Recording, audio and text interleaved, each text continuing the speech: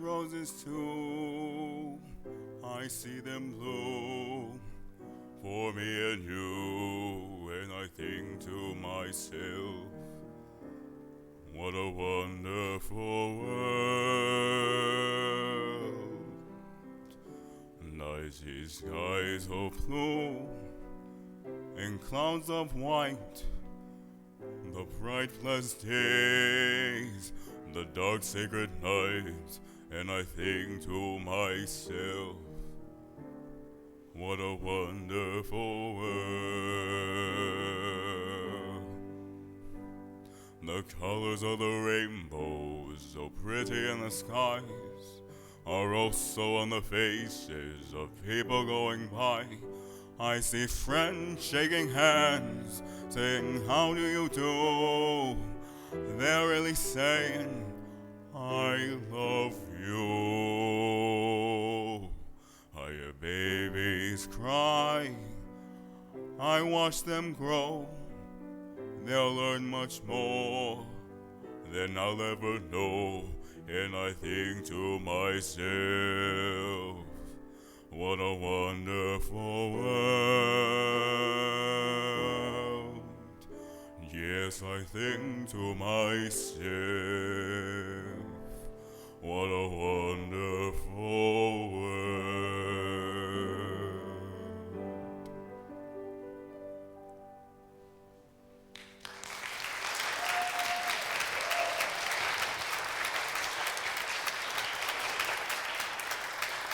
So, Rico, come on over here just a minute. You got a proud uncle here who remembers the day you came into our family's life about 16 years ago like it was yesterday. And it's our custom as a church to surround high school graduates with a quilt that represents the love of the church that has been part of your life. I know that you are a confirmed and active member at All People's Church, and we know that you can't be with us on June 12th. That's the day we're going to wrap our high school graduates this year in this rite of passage as we send them off to the university, and probably they'll find use for this lovely quilt like this in their dorm room somewhere. So we just wanted to surround you with that. I wanted to recognize our quilters. Beth, I saw you somewhere. Beth, would you stand? She's the fearless leader of those quilters. Who else helps with quilts that's here today? Why don't you stand? Anybody who's a quilter, we're going to celebrate your ministry. Thank you all.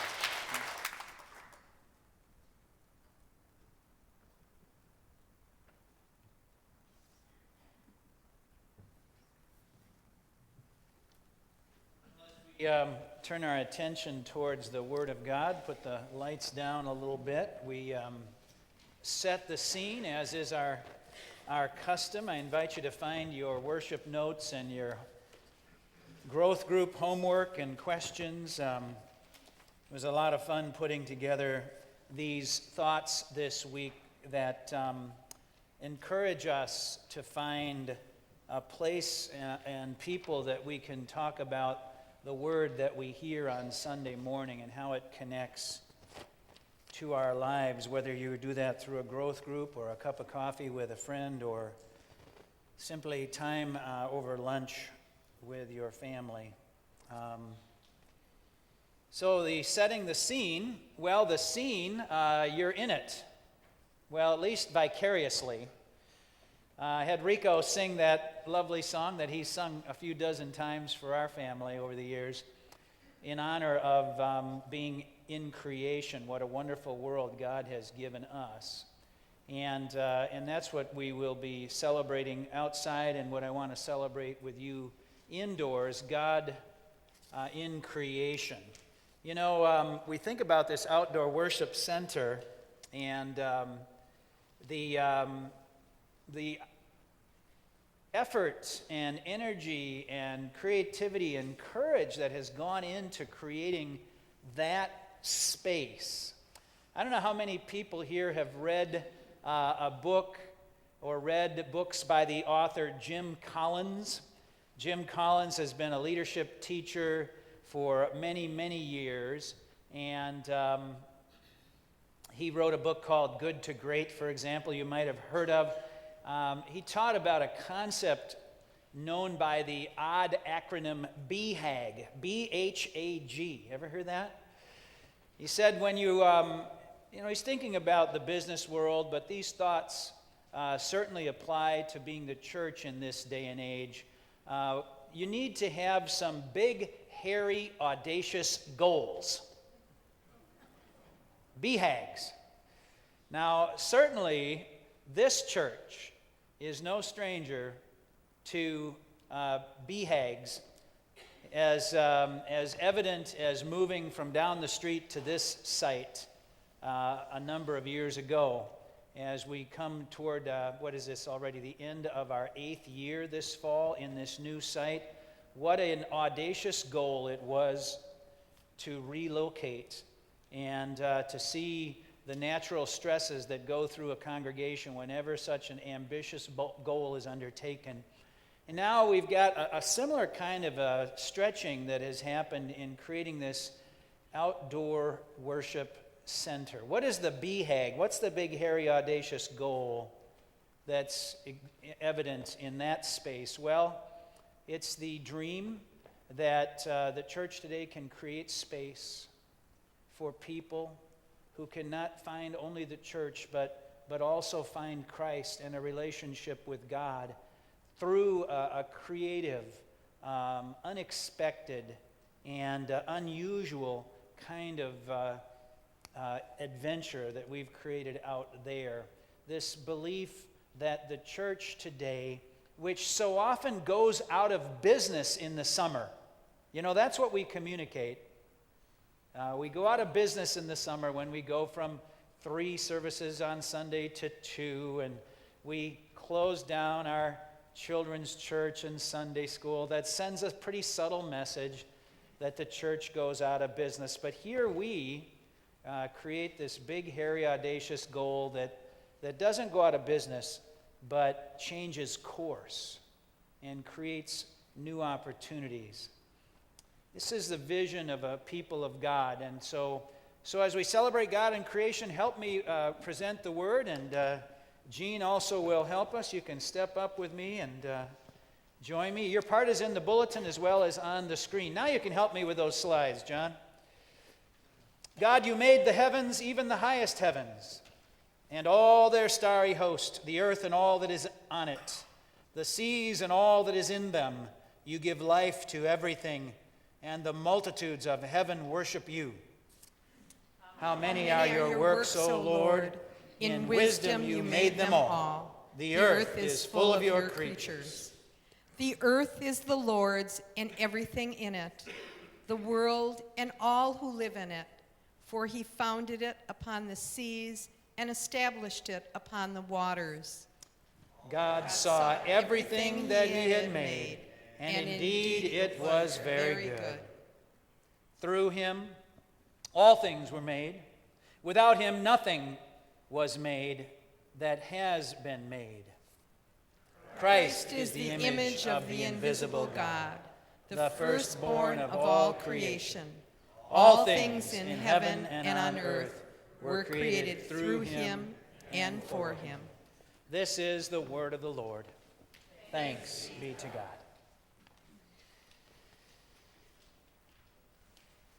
So outdoor worship became a big part of our experience at the first church that I had the privilege of serving as a pastor in Dayton, Ohio. Back in 1985, in September, I arrived there as the assistant pastor, and they already had a lovely outdoor worship space that had been built. It had been built in memory of a 19-year-old who had tragically died. His family knew of his love for the outdoors, and they created a lovely worship setting on the property of that church. So it was already there when I arrived as pastor, but as things had evolved, people had kind of assumed, and I I know that's true for us. We think about outdoor worship, we think, well, that's going to be something for the kids. It's going to be maybe weddings outdoors, maybe some evening campfire kinds of events, and all that's certainly possible. But that was the assumption that the folks in Dayton had kind of subconsciously made about their lovely outdoor space. The problem was that the way it had been constructed, the afternoon sun and the evening sun was just really hard on anybody seated in that setting. And you know how it is, sweat and wedding makeup just isn't really that appealing. Not to mention groomsmen that need no further incentive to pass out, in the heat. And the evening worship kinds of things were equally kind of uncomfortable in the late afternoon heat. And I remember being out there with our young adults, a Bible study one Sunday. Young adults, we had a really wonderful ministry. I'm continuing to try to develop it here, by the way, if you know persons kind of 22 to 35 who are single or have a partner, but normally the young adult ministry includes those who haven't yet found kids in their life. That group of young singles and young couples that churches like ours tend to kind of overlook just because we tend to be very family-centered. So we had a young adult ministry, and I was having a Bible study out there one Sunday evening, just a handful of us sitting there. And in the middle of the Bible study, one of the young adults kind of looked around at the beauty and said, "Why don't we ever use this space?" And I said, "Well, look at us. We're sitting here in shorts and T-shirts, and we're casual, and we're just sweating." And it was, but when you're hanging out, you don't mind so much. It's not like it was a formal worship setting. But I said, it's just too hot out here for weddings and evening worship. And this insightful young adult looked at me and said, "Why don't we ever use it in the morning?" Sometimes you have to think outside the box. I don't know if it was the next week or the next season, but very soon we began outdoor worship, not just once in a while, but every Sunday on Sunday morning we created an outdoor worship option, and the people began to come. And within 5 years, they needed to add a second outdoor Sunday morning worship before it got too hot in the morning, because there were 400 people coming a week in the summer for worship outdoors, not to mention indoors. Sometimes you have to think outside the box if you're filling in your little main points.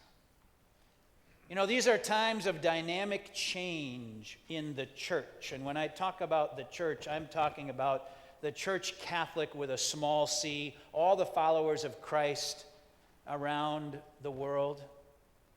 I read last night as I was dozing off in the Christian Century about how so many congregations of our kind experience growing older and growing smaller and decreased participation, whereas around the world, as I mentioned last Sunday, the Pentecostal church continues to multiply and expand. Churches that are thinking outside the box are discovering that something is emerging. Something is happening. But for churches that stay inside the box, it seems that more and more people are not connecting to the old rituals.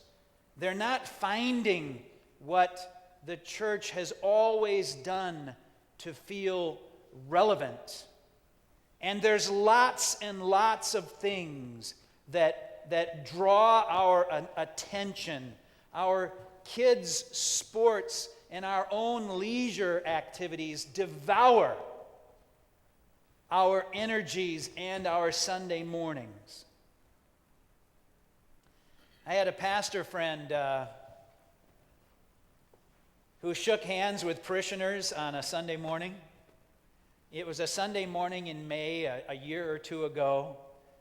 People filed by and, shake hands as they go out, and one family came by, and the dad with the wife and the kids. The dad shook his hand and said, "See you in September, Pastor."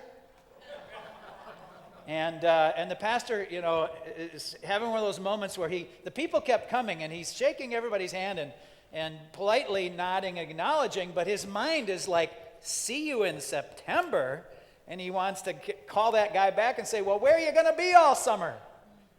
And he realized that family had just checked out for the summer.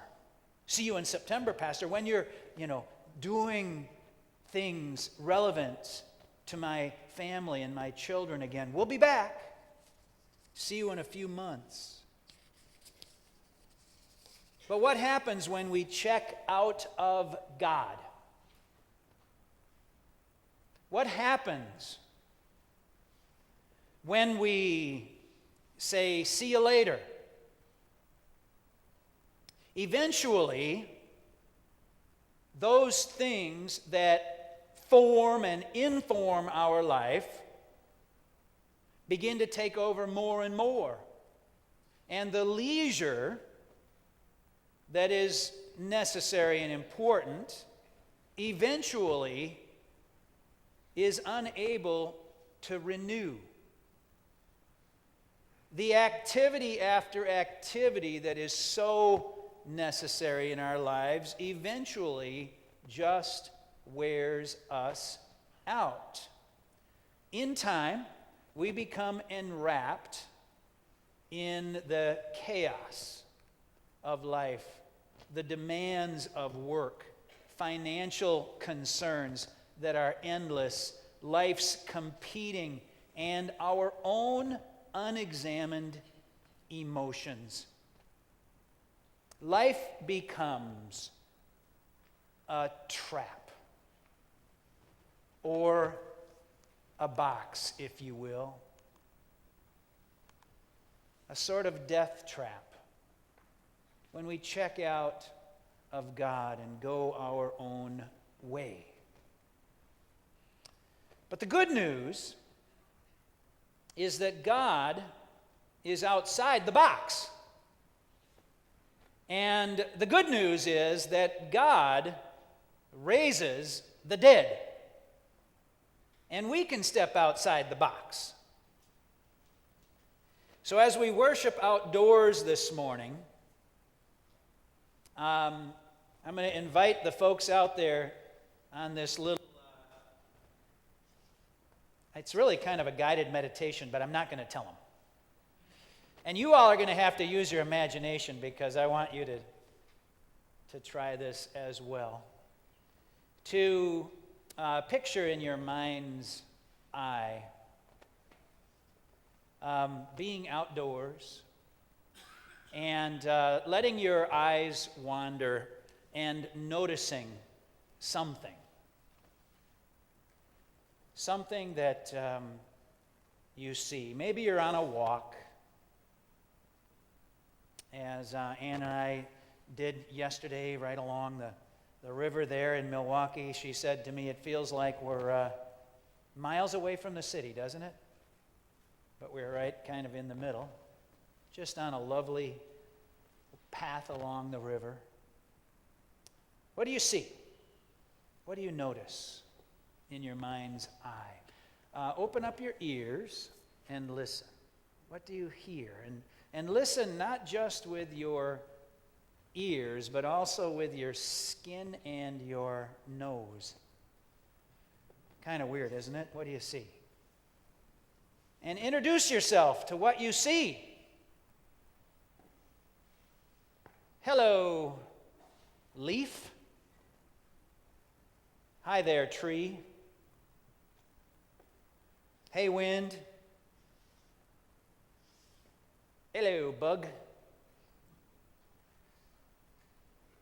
Rico said, "I hope there's no bugs out there." I always tell the kids in the city, just don't eat them.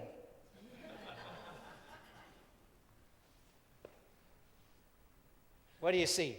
What did you notice?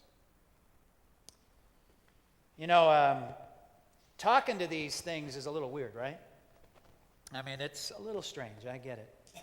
My wife said to me this week, "I think our neighbor is talking to the squirrels that are living in her attic." But if we open our eyes and our ears, God's teachers are everywhere. And you really don't have to worry unless the thing that you noticed is talking back to you. Like, I mean, if the squirrel says, if a squirrel looks at you and says, "I think you're a nut," then you got troubles. Introduce yourself to your thing. Tell them what's going on in your life.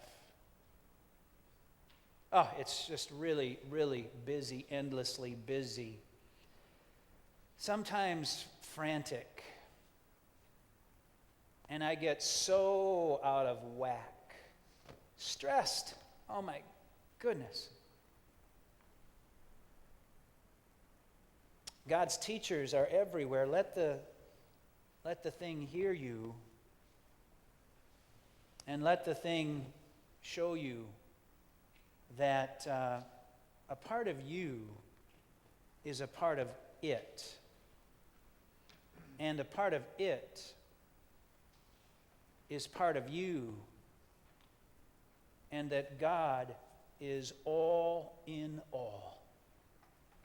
And communing with nature. Communing with others. Communing with God. Be recreated and begin again to become one of God's creators of goodness. Oh, we need to be raised again today. We need your new life again today, God, and we recognize in the pattern of creation ourselves. How you raise life and grow beauty, even here. In this age where the old spiritual authority and church traditions are waning, something new is emerging. God is emerging in new ways. We step outside the box and discover that God is out there, out here, calling us. We no longer go to church to be with God alone. We learn to experience God everywhere.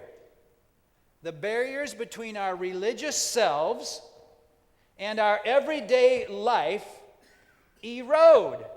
Rico said to me on the way in, "Is this a religious song?" "I see birds."